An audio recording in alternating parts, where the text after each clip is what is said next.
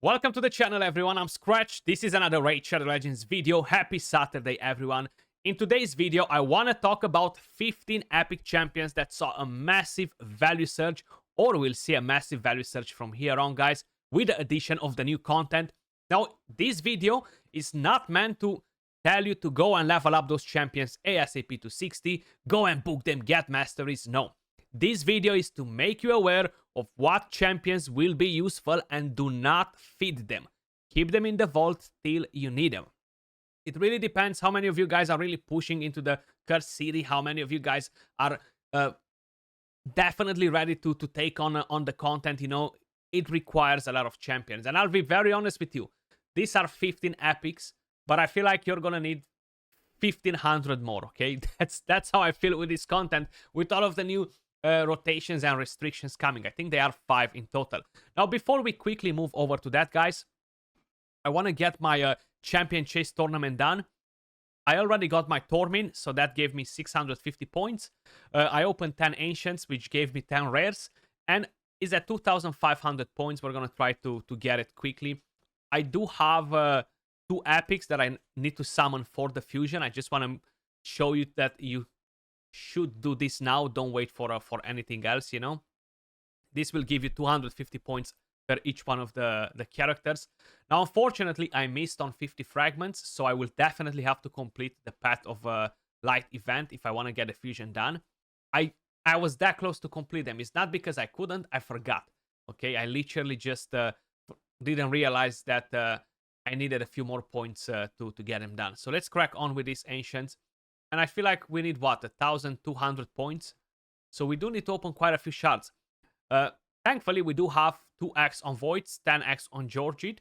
I kind of avoided to open any Void shards, I'll be honest, because I'm waiting for the big fish to come to come out to play, a Yumeko, to be on a 15x. So I was saving my Voids for the last, what, 1 month and so. Maybe even more than that, actually. It's definitely more than 1 month or so. 2 months or 3 months. I can't even remember. Time is just flying, so you kind of like lose track. Seems like we got 16 rares out of my last Ancients. Okay, interesting. Definitely not that amazing. So let's drop a 10 pop.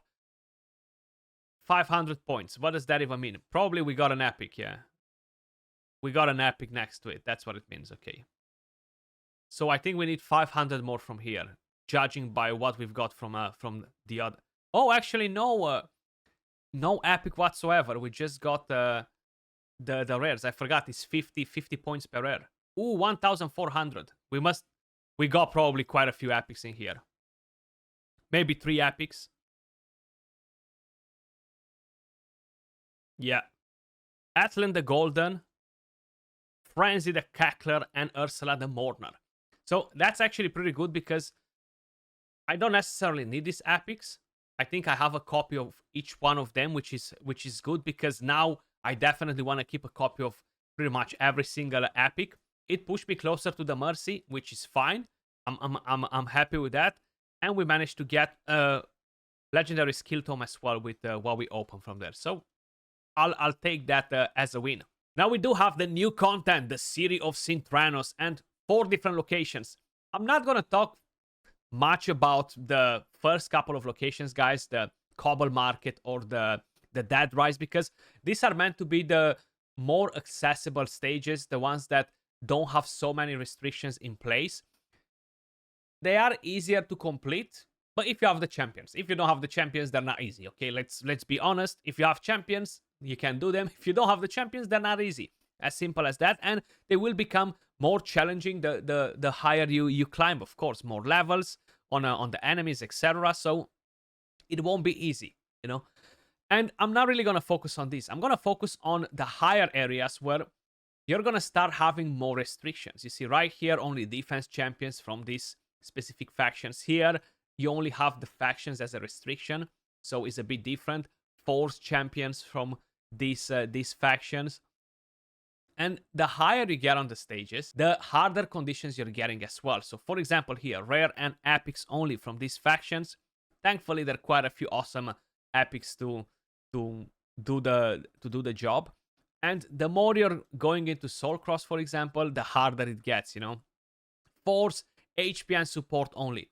If you don't have any legendaries, right? You might have Deliana, let's just say.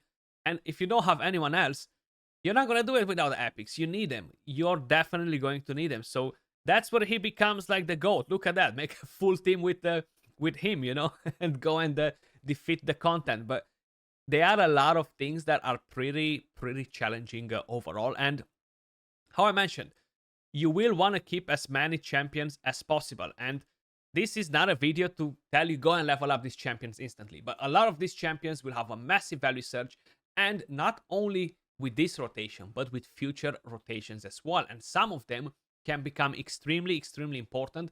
So I want to make you aware, because these champions are not kind of like the usual suspects, the most obvious epic champions that you guys would keep on the account, you know, like especially if you're free to play low spender and you're looking to get food for your champions, and you're kind of like, okay, I'm gonna use this epic champion as a chicken because I really need it, you know. It's fine, he's not an amazing epic champion. So just kind of like to have an idea. We're gonna start with the one that he's not the MVP in the current rotation, but considering that we have 4 more rotations to come with different restrictions, I can be pretty sure that Bushi is a champion that's worth keeping because of this passive.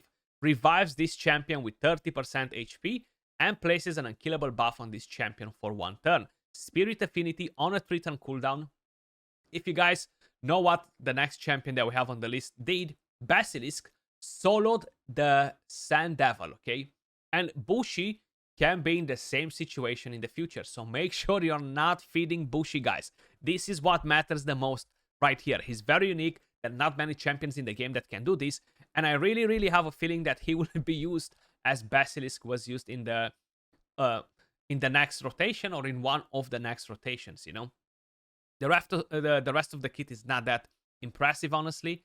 Like, literally not impressive at all. But this right here is worth everything, you know. So make sure you're not feeding your Bushi.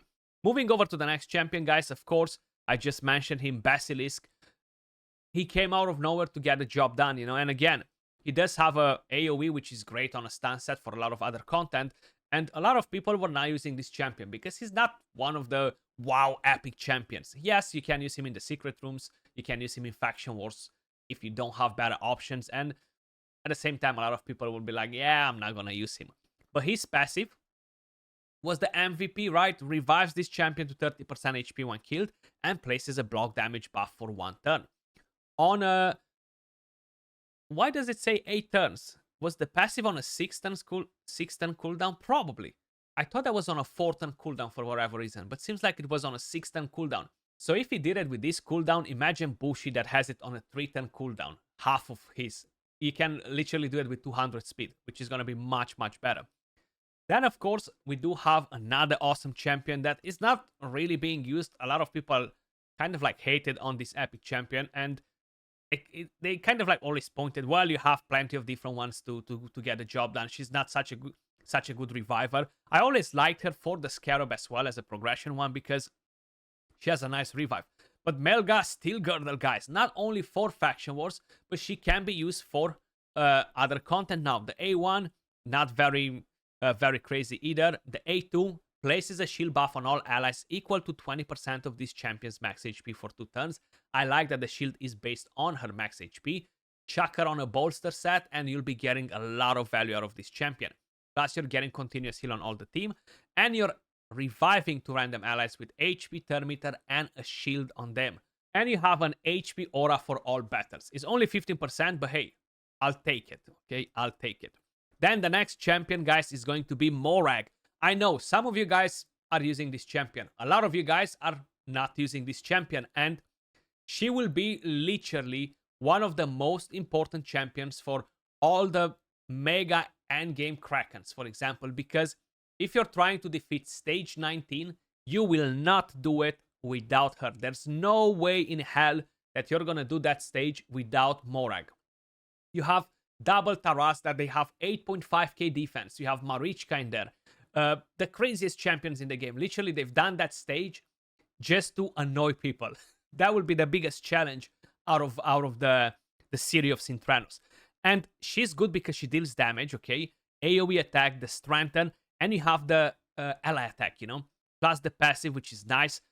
That's why she's so important. I actually summoned shards intentionally on her 15x the other day to get her because I fed my old one, But Morak, she will be the MVP, literally one of the best epics to be used in that content, because that rewards you with 40 curse remnants, if I'm not mistaken. So it's literally half of the summon. I might be wrong and they're only 20, but I really think they are 40. Then, of course, we have the one and only, the one-man army, Barrett. He is pretty unique because there are not many Force HP support champions from some of these factions. How you've seen, I had like 5 copies of him, 4 copies, and there weren't many other options available. And he's not too bad, okay? He will deal decentish damage, attacks one enemy 2 times. You have a chance to fill the champion's stir meter and decrease the target's stir meter. Attacks an enemy 2 times. Places a shield equal to the 25% of the damage inflicted on all allies. And the second one heals them. So that's actually pretty good. You want to build him for damage, and like this you're going to get healing, and you're going to get a bit of shield as well. And you have decrease attack with this skill, and the chance to land defense down. So overall, he's going to be important because not many champions are actually useful that are having the same role, Then we're going to go over to the Sylvan Watchers, and here we have Warnan. So she's more of a newish sort of addition. I would assume most of you guys will keep a copy of her because she's going to be useful in Faction Wars for a lot of you. And she has decreased attack with A1, turn meter and increased speed on all the team, but you have the revive and you have the speed for faction creeps only. But the revive is what will be very important, and the speed and the turn meter, guys, plus the decreased attack with the A1, So definitely, if by any chance you are not planning to keep a copy of her, make sure you are keeping one, Then a few champions that will be very, very interesting as well, and potentially even more important in future rotations will be Nazana. She's kind of like a forgotten champion. Not many people give her much value, and overall, none of us rate the champion like, wow. But she's pretty good, She's always been pretty good. You have AoE, amazing on a stun set. You have ally protection and a bit of shield on the champion. Decrease attack AoE. So this is kind of like what makes the champion great. Now, a lot of people don't value her that much because this is not a 100% chance to land a decrease attack. This one right here is not that amazing when there's so many other champions that do ally protection plus something else, So I understand why people don't really value her that high overall, and why not many people love her. But I definitely think you should keep a copy of her because she will be very, very important, Another one is Infernal Baroness. Now, how the ratings are showing as well, not that many people are super excited about her. But you have double AoE, stun set all day, and get a lot of value. You're getting a bit of healing with a basic skill, decrease attack, again, not 100% chance, but useful, and you have a perfect veil buff on an ally for 3 turns. This is another champion that really needs to be on your list there, like, keep me. And we have actually a couple more from this faction. Tarshan, for example, another solid option. He can smack quite a bit as well, a chance to provoke. You have weaken on a AoE, increase defense on all allies, turn meter, so he can be very, very useful too. Gorlos, defense down, and you're getting the double hit right here. Get a bit of turn meter if the enemy's under any of those debuffs. AoE defense down, single hit right here, a chance to land HP burn and decrease accuracy. Fill the turn meter, attack aura only for the Doom Tower. But these champions can be pretty useful. Skimfos and quite a few other ones. Like, I definitely want to say that you would want to keep quite a few characters. Tainix, another important one because she can bring you quite a bit of healing. If you have Force support from this faction and a couple others, you won't be having that many options, So you need to have your champions prepared, Then we have another barbarian in here, which I think he can be very, very important. I used him in the content creator tournament where I had to do arena with him, and he was popping off with the stun. Okay, AoE, chance to stun and decrease turn meter. The A1 has a chance to stun. This skill removes all the stun and gives increased defense and increased resistance to all your team. And the passive makes him immune to stun. Defense aura only for faction creeps, but he can be a pretty good crowd control and support at the same time. And there are not that many options when they're telling you defense spirit champions from these two factions, okay? As an example, you do have Vala, which is awesome as well. You definitely want to keep a copy of her too. She's pretty good, actually. She hits fairly decent, and she was part of the very first Twitch Prime program. Attacks one enemy 2 times, removes all shield from all enemies, places defense down on all enemies for 2 turns. The chance is only 50%, so that's kind of like weak sauce comparing her to others. But here places a shield, and then increase defense and fills the champion's turn meter by 50%. So she can be pretty useful. Decreases the damage received by this champion by 15% while under shield. So when you are limited, guys, on what champions you can use, affinities, factions, rarities, that's when it gets really hard, and all these champions will have a massive value, because even though they are not the best from what they're doing, if you're placing them in the entire group of champions that Raid has, when they're limited and the big boys are not there and you gotta use different ones, they are absolutely amazing, you know? So definitely I would suggest you to keep an eye for most of these hidden gems that will be very powerful. Runekeeper. Runekeeper is a solid champion. I would personally recommend to keep a copy anyway, you know, like you should have a copy of him if you summon him, because he's an awesome champion, you know? Leech on the A1, increase attack, increase turn meter, cleanse, healing, which is very nice. Attack aura for all battles. Like, Runekeeper is definitely one of the best epic champions from this faction. There are quite a few awesome epic champions in here, but he is one of the best, you know? Then, of course, we have Thoughtboard the Bard as well, which will be pretty interesting too. Attacks one enemy 3 times, heal reduction. Like if you're going against teams with Marichka Taras, you know, against that stage, for example, having the heal reduction, I know it's not 100% chance to land it, but having heal reduction on the Taras to don't allow them to get healed, you know, is actually massive. Then you have a chance to stun on a single enemy, which will be very important too. AoE defense down. So this is another champion that will be pretty strong. From the Shadowkin, we have so many that will be important. One of them is, of course, Kinegashi. Not only that you're getting the revive, double hit, but you're getting a bit of an ally attack, you know, which will be coming in handy too. And she's being very useful for faction wars as well, guys. So definitely don't sleep on her, you know. And you have quite a few different ones from here. Sachi will be nice. You're gonna have even Masamoro can become important. Defense spirit. There are not that many, you know. These are kind of like the main things that will keep you on. Jurojin, HP. He kind of sucks, this champion, but he could potentially become important, you know.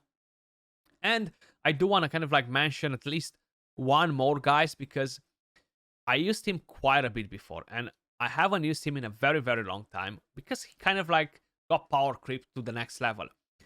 Spirit support, right?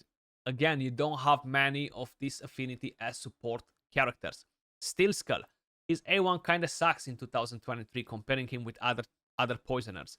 But you get a cleanse on a 3-turn cooldown with a bit of a healing right here, and you get this increased defense and heals all teammates, which will be very important.